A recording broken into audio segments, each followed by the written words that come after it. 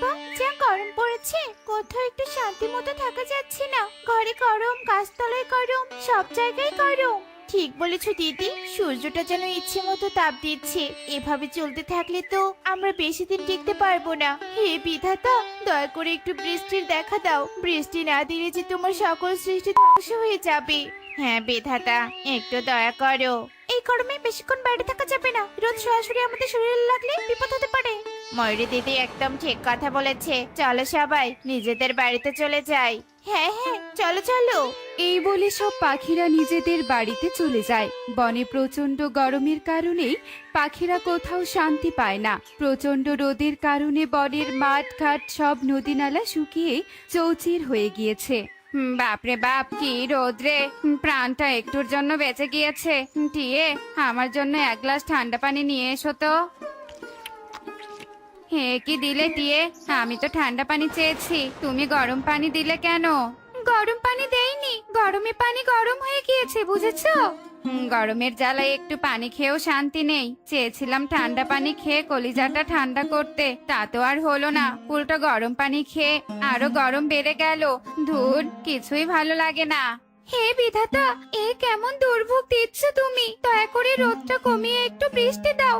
আমরা সবাই যে বড্ড অশান্তিতে আছি।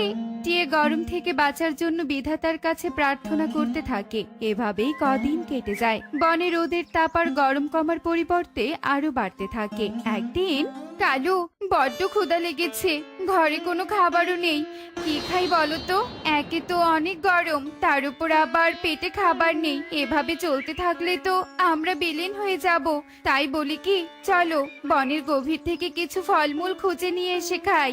কিন্তু কাকুলি, বাইরে যে অনেক রোদ, কিভাবে বনের গভীরে যাবে? রোদে বের হলে এমনিতে আমরা কালো, তার উপর আরো বেশি কালো হয়ে যাব। কালু, অত সব ভাবলে চলবে না। আমাদের পেটের ক্ষুধা নিবারণ করতে হবে। তুমি চিন্তা করো না, আমাদের কিচ্ছু হবে না। চলো তো চলো। এত করে যখন বলছো, তবে চলো। যেই বলা সেই কাজ। কালু কাকুলি পেটের ক্ষুধায় রোদ আর গরমকে উপেক্ষা করে বনের গভীরের দিকে চলতে থাকে। কিছুক্ষণের মধ্যে কালু কাকুলি বনের গভীরে চলে আসে আর গাছে গাছে ফলমূল খুঁজতে থাকে। কাকুলি, আমি আর পারছি না, আমার বড্ড পিপাসা পেয়েছে। রোদের জন্য গাছে গাছে কোনো ফলও নেই। চলো না কাকুলি, চলে যাই। দাঁড়াও কালু, আর একটু খুঁজি। যদি কোনো ফল পাই তাহলে খুব ভালো হবে। এই বলে ওরা আবারও ফল খুঁজতে থাকে। কিছুক্ষণ পর গরমের কারণে কালু অসুস্থ হয়ে পড়ে। কাকুলি, আমার বড্ড পিপাসা লেগেছে, আমি মনে হয় গরমের জন্য মরে যাব। না না কালু, এভাবে বলো না, তোমার কিচ্ছু হবে না। কেন যে আমরা এখানে এলাম? এখানে না আসলে তোমার এসব কিছুই হতো না। হে বিধাতা, সাহায্য করো। পানি, পানি, পানি। এখানে আশেপাশে তো কোনো নদী নালা পুকুর কিচ্ছু দেখছি না। তোমাকে এবার আমি পানি এনে দিব কোথা থেকে? এই তো, এই তো পানি পেয়েছি। নাও কালু, পানি খেয়ে নাও। এখন একটু শান্তি পেলাম আর সুস্থ সুস্থ লাগছে। কাকুলি, তুমি এত তাড়াতাড়ি পানি পেলে কোথায়? আমি এখানেই পানি পেয়েছি, কিন্তু আরে কে কে কে তুমি? এখানে কি করছো? আমি হলাম পরি। তোমাদের কান্না আর আর্তনাদ শুনে আমি এখানে এসেছি। পরি, তুমি পানি দিয়েছো খাওয়ার জন্য? হ্যাঁ, আমি দিয়েছি। তোমরা দুজনেই গরমে আর রোদে বনের গভীরে কেন এসেছো? তোমরা জানো না রোদে বাহিরে বের হতে নেই? আমরা জানি, কিন্তু আমাদের ঘরে, এমনকি যেখানে থাকি তার আশেপাশে কোথাও কোনো খাবার নেই। তাই আমরা এখানে খাবার খুঁজতে এসেছি। কিন্তু আমাদের দুর্ভাগ্য, আমরা এখানেও কোনো খাবার পাইনি। উল্টো আমার স্বামী অসুস্থ হয়ে পড়েছে। আহারে, গরমে তোমাদের খুব সমস্যা হয়েছে তাই না? শুধু আমাদের নয়, গরমে বনের সব পাখিদের অনেক সমস্যা হয়েছে। গরমে আমরা পাখিরা ঠিক মতো খাবার, ঠান্ডা পানি কিচ্ছু পাচ্ছি না। পরি, তুমি কি আমাদেরকে এই গরমের হাত থেকে বাঁচাতে সাহায্য করবে? হ্যাঁ হ্যাঁ, অবশ্যই সাহায্য করব। আমি এক্ষুনি ব্যবস্থা করছি। এই বলে পরি জাদু করে গাছের ডালে একটা বড় ফুলের হাড়ি বাড়ি প্রকট করে। শোনো কাক, বনে যতদিন গরম থাকবে ততদিন তোমরা সব পাখি এই ফুলের হাড়ি বাড়িতে থাকবে। এই ফুলের হাড়ি বাড়িটা জাদুই বাড়ি। এই বাড়িটা তোমাদেরকে খাবার, ঠান্ডা পানি থেকে শুরু করে সবকিছুই দিবে, এমনকি বিপদ আপদ থেকেও রক্ষা করবে। তোমাদের গরমের মধ্যে আর খাবার খুঁজতে যেতে হবে না। পরি, আমাদেরকে সাহায্য করার জন্য তোমাকে অনেক ধন্যবাদ। তোমার এই সাহায্যের কথা আমরা কোনোদিন ভুলবো না। হয়েছে কাক, এত প্রশংসা করতে হবে না। আমার দায়িত্ব হলো অন্যকে সাহায্য করা। আমি তোমাদের সাহায্য করেছি, এবার তোমাদের দায়িত্ব হলো বাকি পাখিদের ডেকে এনে ফুলের হাড়ি বাড়িতে আশ্রয় দেয়া। কি দিবে তো অন্যদেরকে আশ্রয়? হ্যাঁ হ্যাঁ পরি, অবশ্যই দিব। বেশ, এবার তবে আমি আসি, বিদায়। কাকুলি, পরিটা অনেক ভালো, কি সুন্দর একটা ফুলের হাড়ি বাড়ি দিল। চলো এবার গিয়ে বনের পাখিদের ডেকে নিয়ে আসি। দাঁড়াও কালু, কোনো পাখিকে ডেকে নিয়ে আসতে হবে না। এই ফুলের হাড়ি বাড়িতে শুধু তুমি আর আমি থাকবো। আজ থেকে ফুলের হাড়ি বাড়িটা আমাদের। তুমি আর আমি এই হাড়ি বাড়িতে অনেক সুখে থাকবো। কাকুলি, এমনটা হয় না। পরি সব পাখিদের জন্য এই ফুলের হাড়ি বাড়ি দিয়েছে। আমরা যদি পাখিদের আশ্রয় না দেই তাহলে পরি অনেক রাগ করবে। পরি জানবেই না যে আমরা কাউকে আশ্রয় দেইনি। তুমি অত ভেবো না তো। চলো হাড়ি বাড়িতে প্রবেশ করি।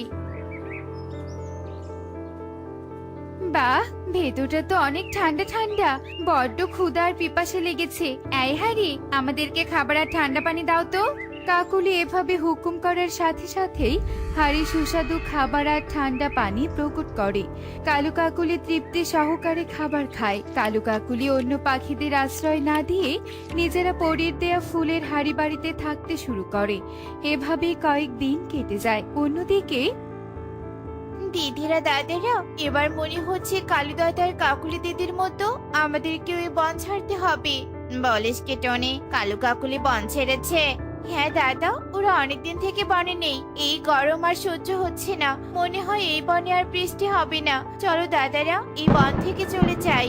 টনি রে, এই বন থেকে চলে যেতে আর হবে না। আকাশে তাকিয়ে দেখ, আকাশ কত কালো করেছে। মনে হয় এক্ষুনি বৃষ্টি নামবে। আরে তাই তো, বিধাতা এতদিনে আমাদের দিকে মুখ তুলে তাকিয়েছে।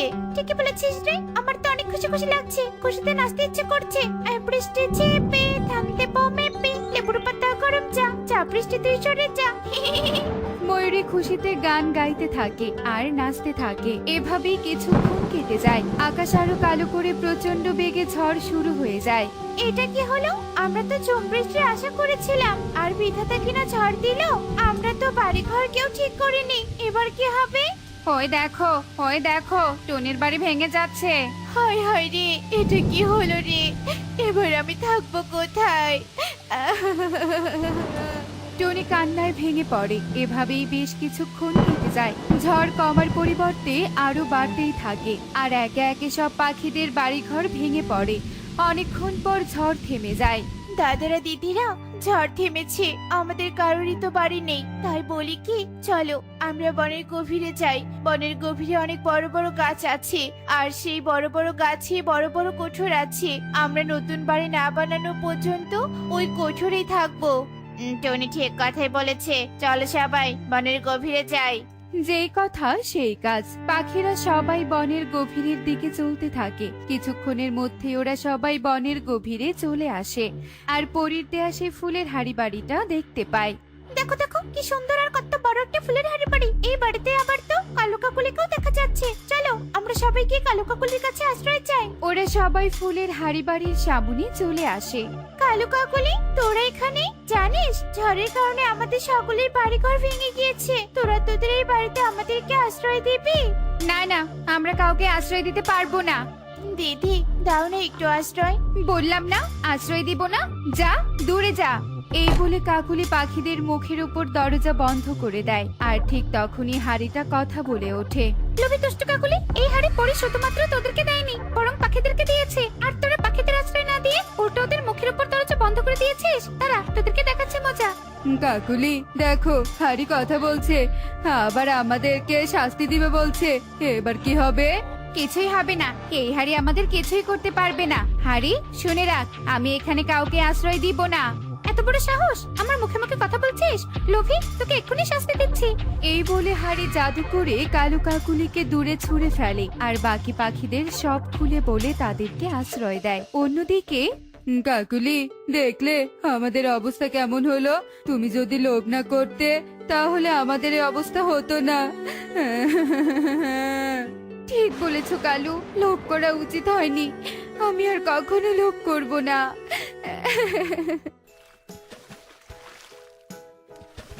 এমনই সব মজার মজার শিক্ষণীয় টুনি পাখির গল্প দেখতে আমাদের সাথেই থেকো। আর গল্পটি কেমন হয়েছে তা কমেন্টে জানাতে ভুলো না কিন্তু। Bye bye.